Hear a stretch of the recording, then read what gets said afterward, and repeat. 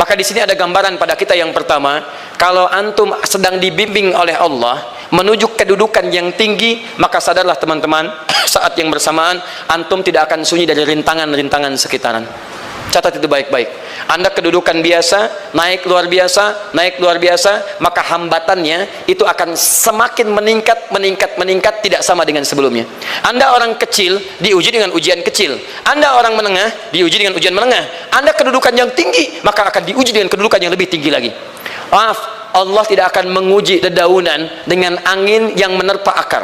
Pasti berbeda. Karena angin ketika kedudukan semakin tinggi, maka angin semakin kencang akan menerjangnya. Yuk kita turunkan. Jenis ujiannya bisa 3. Bismillah. Tenang aja mas ya. Antum lihat aja, tulis ya. Biar saya ngapus, insyaallah. Perhatikan baik-baik. Sini.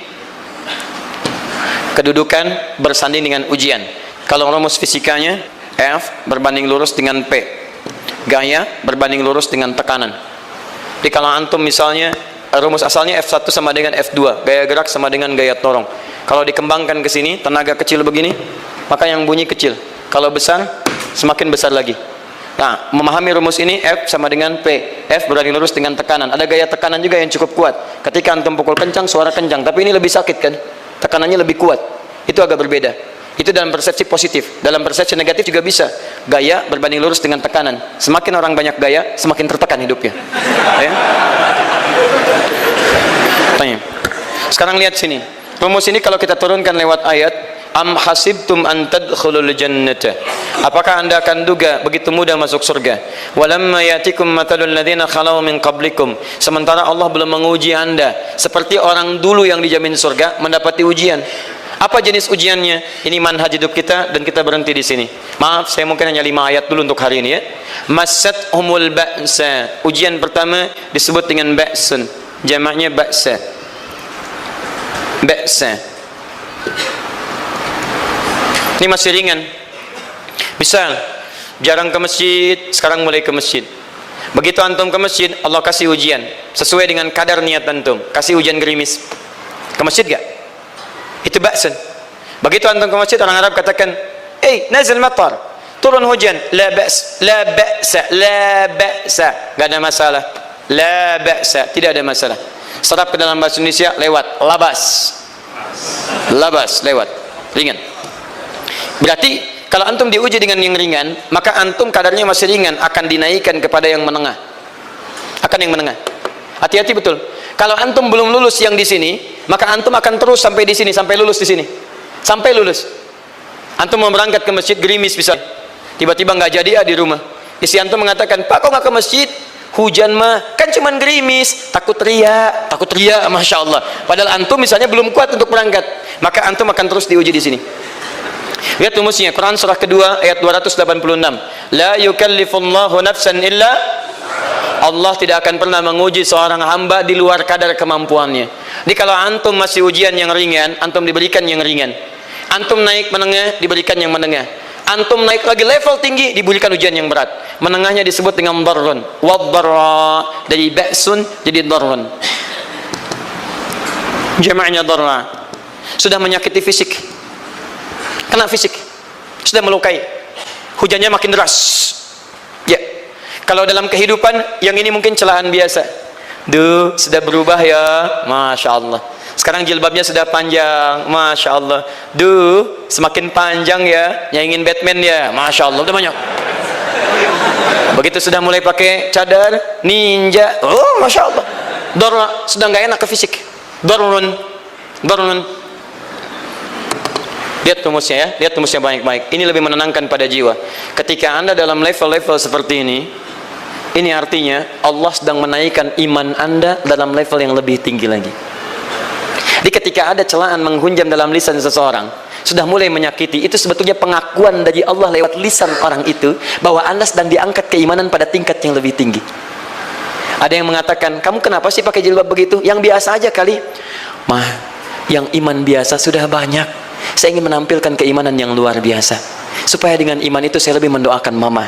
Saya menampakkan amalan-amalan. Mudah-mudahan pahalanya bisa buat mama. Masuk dengan bahasa yang baik. Masya Allah. Jadi kalau antum bisa melawan hal-hal demikian dengan bahasa yang indah, itu itu nyaman kepada jiwa. Kadang-kadang ada kalimat-kalimat yang tidak perlu pakai dalil, teman-teman sekalian. Kembalikan ke sini. Terakhir, wazulzilu zilzal. Zulzilu zilzal, gempa, goyang. Dia ada ujian yang bisa menggoyangkan diri kita, membuat gempa hati kita. Antum sudah nggak kuat, kadang-kadang jalan sempoyongan, padahal nggak ada gempa di luar, cuman hati kita kayak kena goncangan, diserang sana, serang sini, nggak bisa tidur, nggak bisa makan, tawarin ini susah, itu susah. Wazulzilu, bahkan hatta yaqula Rasulullah walladzina amanu ma'ahu mata nasrullah. Sampai-sampai Rasul SAW, bahkan orang-orang beriman, bahkan yang setelahnya bisa mengatakan, kapan ini berakhir? Akan tiba masa Anda mengalami satu situasi sampai Anda mengatakan, kapan berakhirnya yang seperti ini? Serang, serang, serang. Perhatikan, jika Anda berada pada level ini, saya ucapkan selamat kepada Anda, karena Anda akan diangkat pada kedudukan yang tertinggi di antara sekian ujian yang ada. Zuzan. Artinya Allah akan naikkan Anda pada derajat yang tinggi. Karena hukum ujian tadi, la yukallifullahu nafsan illa wus'aha. Allah nggak akan menguji seorang hamba di luar batas kemampuannya. Jadi kalau Anda sudah dipandang oleh Allah siap menerima yang ini, maka Anda akan diberikan zilzal. Kalau Anda nggak mampu, Anda hanya akan diberikan dharra atau ba'sun. Dimohon maaf kalau di antara jamaah yang hadir saat ini Anda merasa sedang punya masalah yang berat, membuat hati Anda goyah, saya ucapkan pada Anda, dari sekian hamba Allah yang ada di muka bumi, cuman Anda yang diberikan itu. Artinya Allah akan mengangkat derajat Anda. Ayo bahagia dan yakinlah, bukan orang lain yang dititipkan, Anda yang diberikan. Allah percaya pada Anda, kenapa Anda tidak yakin? Bukan orang lain. Jadi mustahil Allah memberikan ujian berat kalau Anda nggak sanggup, karena cuma Anda yang sanggup, Anda yang dikasih. Makanya jangan mengeluh, jangan katakan ya Allah kenapa saya, ya Allah, why me? Kata Allah, why not? Kamu yang bisa, yang lain tidak. Dan tanpa harus Anda menuliskan status, memang cuma saya yang sanggup. Oh Masya Allah, gak usah. Sadari, kalau bukan sayang, Allah itu punya sifat adil, nggak mungkin menukar sesuatu di luar kadarnya. Antum tahu cicak? Halo? Oh, jangan katakan wallahu alam. Cicak, baik, bagaimana aktivitasnya? Merayap. Di mana? Dinding. Apa makanannya? Nyamuk bagaimana aktivitasnya? Terbang. Pertanyaan saya, di mana keadilan Allah menjadikan makhluk yang merayap makanannya terbang? Kalau nyamuk masuk kategori pertama tadi, pintar dan tahu dirinya pintar, jadi mainan cicak. Ayo tangkap. Cicaknya cuma merayap, dianya terbang. Beruntungnya nggak ada nyamuk yang jenius. Tapi yang paling hebat, perhatikan bagaimana lisan orang tua kita menanamkan kalimat-kalimat untuk menanamkan tauhidullah subhanahu wa ta'ala. Cicak diam merayap. Perhatikan, yang Allah tuntut pada cicak, merayap kamu. Walaupun cuma diam-diam. Lihat baik-baik, diam-diam merayap. Datang seekor, Masya Allah, ketika dia merayap, nyamuk datang. Lihat, bukan cicak mendatangi nyamuk, tapi nyamuk mendatangi cicak. Kalau cicak tidak merayap, mustahil nyamuknya datang. Allah hanya tunjukkan kamu merayap ya, nyamuk datang. Sekalipun dia merayap cuma diam-diam, nyamuknya datang. Jadi hukum Allah itu kalau dipatuhi, nikmat kehidupan. Cicak gak merayap, nyamuk gak datang. Cicak merayap, nyamuk datang. Datang seekor nyamuk. Setelah itu, silahkan. Jadi kalau kita teman-teman ikuti hukum Allah, mau berat, alhamdulillah, mau ringan, alhamdulillah, ya mau sedang, alhamdulillah. Begitu diangkat, artinya ada pengakuan dari Allah, iman kita akan diangkat. Cuman bahasa Nabi Ya'qub alaihissalam kepada Yusuf alaihissalam, mesti ada persiapan dalam mengatasi itu semua. Tidak cukup hanya mendiamkan saja. Maka kata Nabi Ya'qub, jangan kisahkan dulu, bikin dulu pemetaan untuk mudah mengatasi itu semua. Ini poinnya. Anda harus punya rencana. Maka Nabi Ya'qub menyiapkan, bekali dulu ini, siapkan itu. Kalau ambil ke aspek teori untuk kita sekarang, tafsir dari ini untuk menyelesaikan solusi di Quran surah kedua ayat 214 tadi, maka jawabannya ada di Quran surah ketiga ayat 142, paling kiri sebelah atas. Ini kanan sebelah bawah, ini kiri sebelah atas. Dan awal ayatnya dibuka dengan kalimat yang sama. Perhatikan, Al-Baqarah ayat 214 kalimatnya menggunakan am hasibtum an tadkhulul jannah. Ali Imran 142 am hasibtum an tadkhulul jannah. Yang Al-Baqarah itu ujiannya, walamma ya'tikum mathalul ladzina khalau min qablikum masathumul ba'sa wad-dharra waz-zulzilu. Yang Ali Imran itu solusinya. Am hasibtum an tadkhulul jannata walamma ya'lamillahu alladhina jahadu minkum wa ya'lamas sabirin. Saya tutup sampai sini dulu. Teman-teman perhatikan, walamma, sedangkan Allah ya'lamillahu alladhina jahadu minkum, belum melihat kesungguhan Anda untuk mengatasi berbagai persoalan kehidupan itu. Kalimat jahadu, akar katanya dari kata al-juhdu, serius, sungguh-sungguh. Jadi kalau persoalan Anda ingin segera selesai, Anda mesti serius. Hei yang sedang kuliah, kalau mau cepat selesai kuliahnya, serius belajarnya, pahami dengan baik. Kalau Anda nggak pernah serius, bagaimana bisa menyelesaikan pelajaran dengan baik? Hei yang sedang berumah tangga, kalau ingin baik rumah tangganya, serius dalam berumah tangga, keluarkan hukum-hukum Allah, terapkan dalam kehidupan rumah tangga, Anda akan mendapatkan manfaatnya. Hei yang sedang berbisnis, serius dengan pekerjaan, karena hanya orang serius yang bisa menghasilkan kekayaan-kekayaan yang terbaik. Serius dalam ibadah, karena ibadah melahirkan keberkahan dengan kekayaan yang Anda dapatkan dari titipan Allah Subhanahu wa taala. Ayo serius. Al-juhdu dibagi 3 bagian. 1, serius dalam merencanakan, disebut ijtihad namanya. Bikin rencana. Misal, maaf, tadi dalam keluarga, kalau diambil kedudukan Yusuf alaihissalam, antum tempatkan itu pada porsi pertama sebagai target. Misal, Yusuf diberikan kedudukan oleh Allah. Bagaimana anak saya punya kedudukan walaupun tidak sama dengan Yusuf alaihissalam?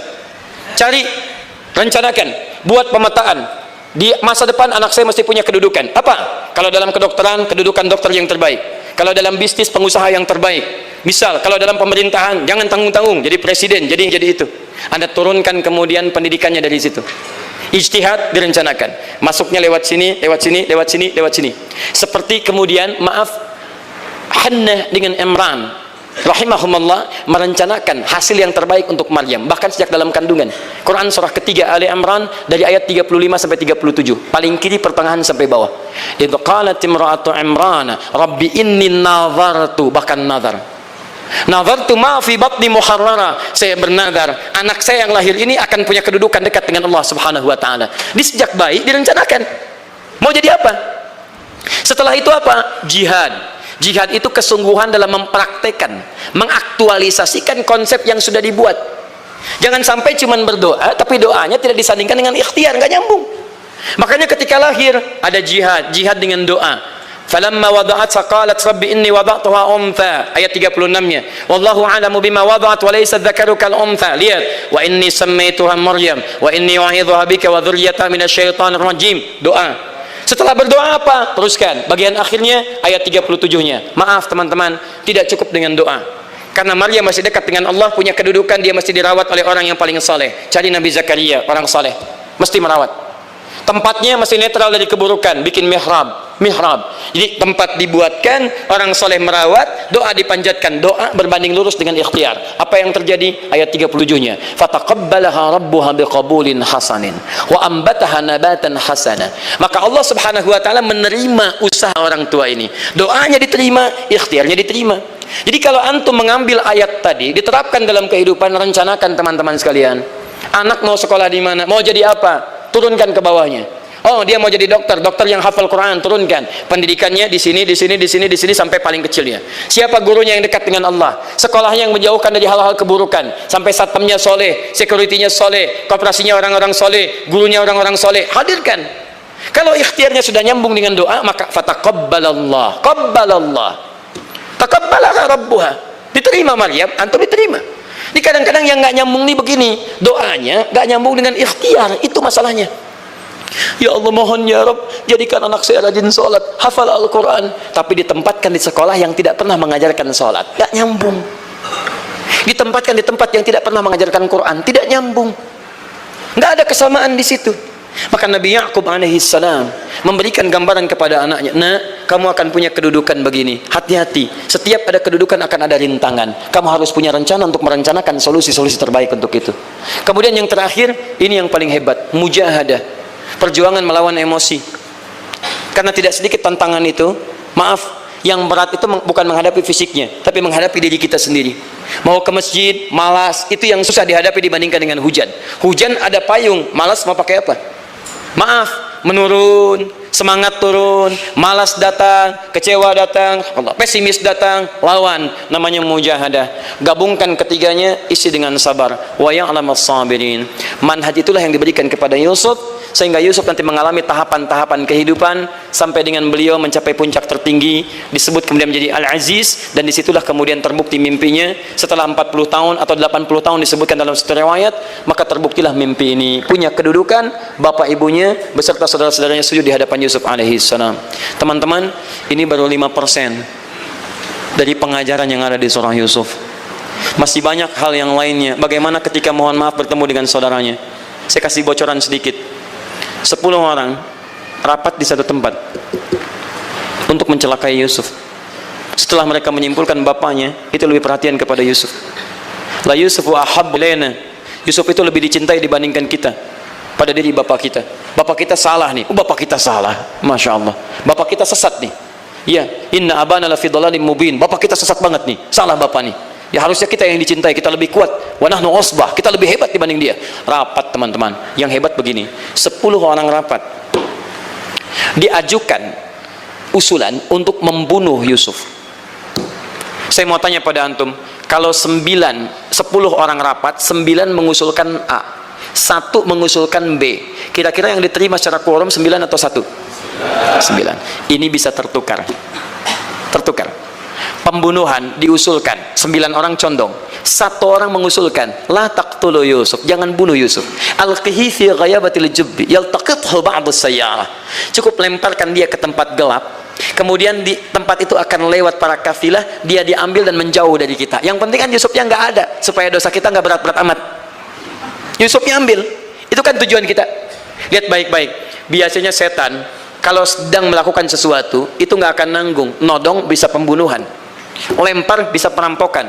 Tapi ini yang aneh, kenapa 9 orang yang untuk membunuh itu tiba-tiba belok menyepakati rencana yang pertama? Yang 1 orang, 9 orang, 10 orang rapat, 9 punya A, tiba-tiba yang 9 berpindah kepada yang B yang cuma 1 orang. Kenapa bisa terjadi? Ada rahasia di situ. Kapan rahasianya? Kapan-kapan kita bahas.